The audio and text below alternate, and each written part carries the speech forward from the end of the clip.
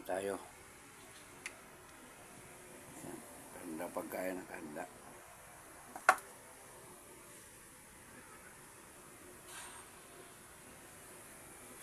Ito na ang tanghalian ko. Alas 3 na. Kaya naghahabol sa oras. Tumal ng biyahe. Tricycle. May karaos lang sa araw-araw na panggastusin. Wala eh. Dasal muna tayo. Pasalamat tayo sa pagkain.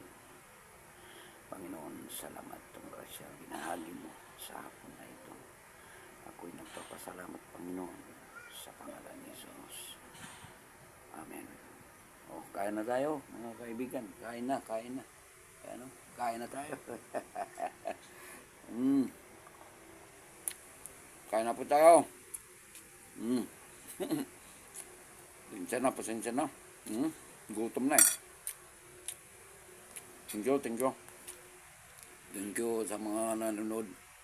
Salamat sa iyong panonood. Subaybay sa mga TikTok.